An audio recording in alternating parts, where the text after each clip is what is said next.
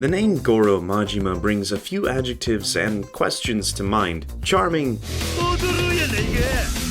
stylish, cunning, quick, and unpredictable.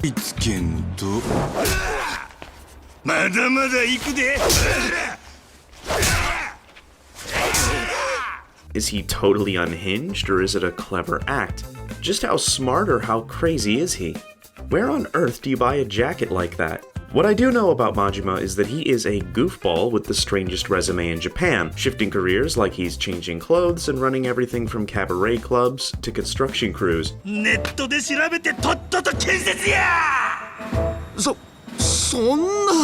likes bare-knuckle brawls on skyscrapers as much as he loves karaoke and swinging baseball bats at people.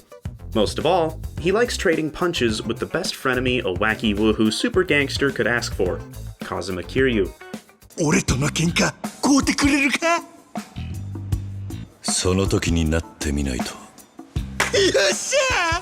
If you've heard of Yakuza, you probably heard about it because of Majima.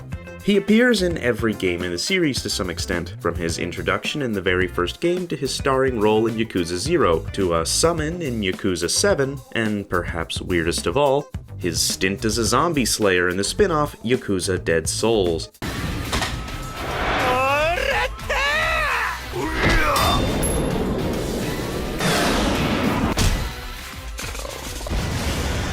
As if all this wasn't enough, in the first and only fully English-dubbed localization of the first game's original release, the great Mark Hamill lent his voice to the unhinged gangster. How delightful to see you. It just fills me up with joy. Face to face with the Dragon of Dojima. We can cross swords and have a real fight, right? Suffice to say, Majima is everywhere. When the original Yakuza was remade as Yakuza Kiwami, an entire system was made to show his ability to surprise Kiryu and the player as often as possible, aptly dubbed the Majima Everywhere feature, and he was jumping out from under manhole covers and out of trash cans just to fight the Dragon of Dojima every chance he got. He'll even dress up as a police officer or his masked alter ego, Hanya Man. The reason I'm telling you about all this so early on is to show you that Majima is far and away Yakuza's most distinguished and recognizable character, and easily one of the most popular, as well as to hopefully intrigue you enough to raise a question in your mind if you don't know him already. Who is this guy, and why is he so weird? The same question was likely asked internally by the development team, and eventually led to the answer being a significant aspect in the narrative of the series' prequel, Yakuza 0. The impact of this prequel storyline reaches into later games in the franchise, and even the remake of the second game, Yakuza Kiwami 2, has a bonus storyline dedicated to closing the book on some of Majima's struggles as a young man. For the sake of keeping things straightforward, I'll be focusing this analysis on Yakuza 0 and the role its characters and events play in raising the mad dog of Shimano. Disclaimer time, there will be a substantial amount of plot summary in this video, and while context will be limited as possible to keep things focused on analysis, we're going full spoiler mode on this one, folks. If you don't mind those, feel free to come along with me.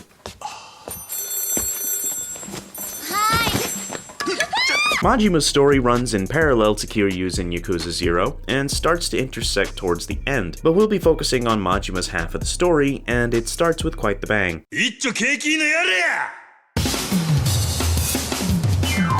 cabaret intro scene is over a whopping 15 minutes long, and I definitely can't show you the whole thing. But if you've seen it, you know why it's so special.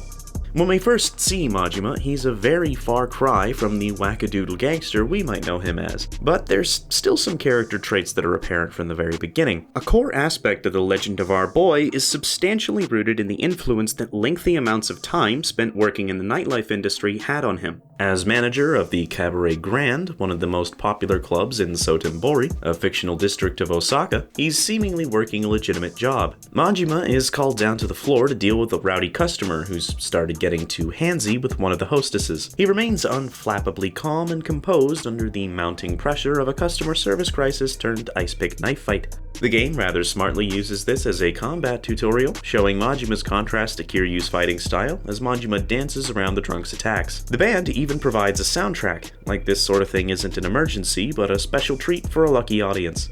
It turns into a bizarre comedy, and Majima is entirely in control of the situation as he politely reminds the belligerent drunk, お客様は神様ですから. refusing to strike him. Eventually, Majima convinces the customer to relent by promising that the cabaret won't report him to the police, in exchange for him paying everyone's tab for the evening as an apology for as an apology for his behavior. The gambit is a resounding success, and in the space of a few heart-pumping minutes, we see why the cabaret grand is so very deserving of its name, and why showmanship is a core element of Majima's character. 勇気あるご判断をなされたこちらのお客様にも拍手を They don't call him 蒼天堀の夜の帝王っちゅうやつですわ for nothing. Shortly after this conflict is resolved, Majima retires to the back office for the evening, and we get a better sense of what he's really like. He speaks in rural vernacular, the sort of country bumpkin-like accent of the Kansai region, and he also tends to express his opinion fairly bluntly. ならええわあの暴れてたドアホ一応見張っときや While the customer is king, Majima takes no pleasure in letting the inebriated walk all over him without the option of walking on them in kind, something he's more than happy to do to Sotenbori's flourishing population of street thugs. He complains about managing the behavior of the cabaret girls as if he's herding cats, and he's chiefly concerned with making sure that things run smoothly. Though his concern for the girl being harassed by the unruly patron earlier reveals a general sentiment for vulnerable people that's kinder than Majima lets on. Okay, I have gotten all of the cocaine out of my nose, hopefully. We learn why Majima is so concerned with making sure the Grand keeps steadily socking away profits when his Yakuza contact, Sagawa, darkens his office door. 酒は人の金で飲むに限るよなまったく Majima's interest is not in making a long-term career in the Sotenbori nightlife scene, but in overturning his exile from the Tojo clan sometime prior to the story. He's been working in the cabaret to generate profits as penance, but it becomes apparent that as long as Majima makes money, his handlers have no reason to let him stop. ダメだあと5億稼げそうしたら口聞いてやるよ Sagawa suggests that reinstatement is more likely if Majima directly demonstrates his commitment with an unsavory favor for Sagawa's oath brother and Dojima underboss, Shimano. それが殺しでもどうした極道に戻れるとしたらお前は人殺せるの It's a tense scene. Majima's contempt for Sagawa is apparent, but the older Yakuza remains insufferably cool. If Majima ever wants his chance to return to the clan, he has to play nice. Majima leaves the meeting flustered and frustrated, returning to his apartment to think his situation over. It's barely furnished, hardly a home at all, but Majima isn't interested in getting comfortable. He drags on a cigarette, looking out the window to show us that even in his apartment, Majima can't escape being watched by his handlers. この町は牢獄や俺が塀の外に出られんのはいつなんやろな兄弟 The future Mad Dog's chain is clamped in the iron grip of Sagawa and Shimano. In a few scenes, we've learned most of what there is to know about who Goro Majima is at the beginning of the story. In essence, a skilled problem solver with an impossible problem. He's a gangster with an aptitude for violence, but also a soft heart that prizes loyalty and honesty. This is a bit of a trend with Yakuza protagonists, with some contextual differences in between, but it's almost always a gangster with a heart of gold. It doesn't take long to find out why he's so desperate for the chance to return to the clan, when we flash back to a few years prior and meet Majima's oath brother, Taiga Saejima. We'll spend a lot more time with him down the line, as he's a playable character in the franchise's latter half.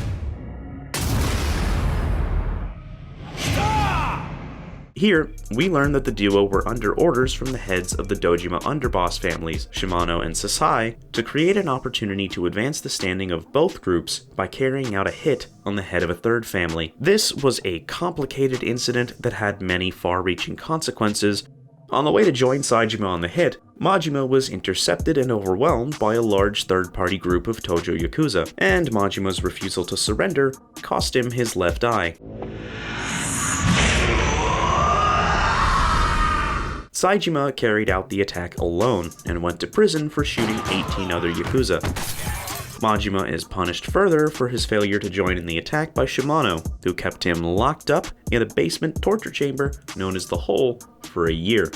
When his sentence was up, he was released into exile in Sotenbori for the next 2 years. Despite this experience technically leaving him a free man, Majima chooses to make up for his failure by gradually earning back his position in the Tojo clan and holding Saijima's place for him when he gets out of prison, one way or another. There's not much better to do in an apartment like Majima's than having depressing flashbacks, but back to business. Sagawa calls Majima up to uncomfortably share a drink, and follows up on the suggestion from earlier. The order is made clear. The price of Majima's reinstatement is going to be someone else's death, and given only 2 days to do the job, he doesn't have a moment to hesitate. It's important to emphasize that Majima and Saejima, for reasons that become clear further down the line, aren't murderers, and this scene makes that apparent in Majima's behavior towards Sagawa. He's irritable and anxious because he really doesn't want to kill anyone given the choice, and that his refusal means either his own death, or at the very least forever losing his chance to rejoin the clan with his sworn brother. Sagawa provides the name of the target upon Majima's grudging acceptance, a pimp by the name of Makoto Makimura. Rumors about Makimura ease Majima's guilt, like how the target is infamous for kidnapping young women, forcing them into sex work, taking all their income for himself, and severely punishing any girl who tries to escape. But these rumors don't seem to include a reliable lead, other than how Makimura supposedly draws in his victims by using local telephone clubs. Fun fact, during the mid to late 1980s in urban Japan, telephone clubs, or terefon kurabu, called telekura for short, were essentially a meetup method for anonymous sexual encounters. A male client enters a booth and waits for a lady interested in picking up some work to call his particular phone, and, allegedly, they arrange an opportunity to meet and definitely not engage in any kind of physical intimacy in exchange for money. Prostitution in Japan is extremely complicated in terms of legality, and often employs several layers of plausible deniability to circumvent legal scrutiny. For its role in Yakuza 0, it serves as a mini-game where you shoot rapidly moving text boxes in a floundering attempt to say all the right things in hopes of securing a date. In other words, Majima is gathering clues with the help of phone sex lines. You know, like you do. Eventually, he catches a lead that takes him to a Chinese massage parlor called Hokushi Kaikan, where, according to a definitely reliable tip from a telephone club date, Makimura purportedly works as a chiropractor under the lofty nickname of God Hands. Knife nervously in hand, Majima sneaks inside the parlor to do the dirty deed, only to find the small room suspiciously vacant of any pimps or pimp-like individuals. His confusion is interrupted by the sudden entrance of a young woman, who doesn't seem to notice Majima despite his conspicuous appearance. It becomes clear that she's blind, but Majima eventually fumbles and reveals his presence. He claims to be one of Makimura's patients, a response which calms the woman down and replies that she is sufficiently trained to provide massage treatment herself, and insists on alleviating Majima's supposed pain. While Majima takes a nap, I'll take the liberty of explaining his tattoo. In the official timeline of the franchise, this is the first time that Majima's tattoo is canonically shown. His back tattoo depicts a Hanya, a demonic woman, and a symbol that can cause some discomfort among many people, Majima himself included.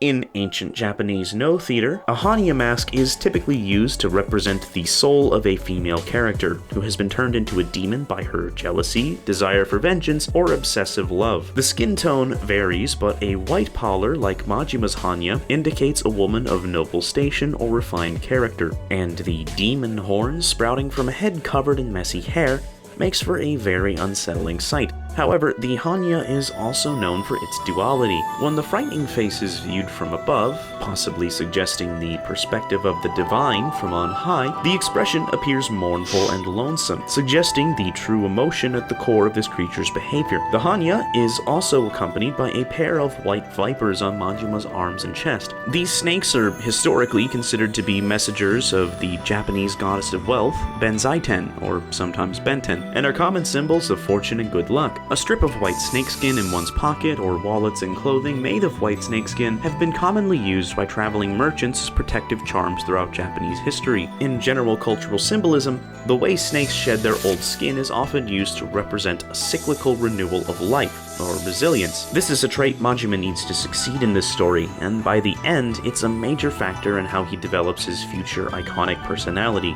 Wake up! The boss fight just walked into the parlor. In addition to a purportedly fantastic deep tissue massage, Massive Man has the magical power of functioning eyesight, and that full back tattoo I just over-explained instantly outs Majima as a Yakuza assassin. Mr. Man sends the unaware Mazus out of the parlor to run some errands, and one knife fight later, a bunch of Yakuza from a faction within the Tojo clan called the Omi Alliance barge in and shoot the Muscle Mountain.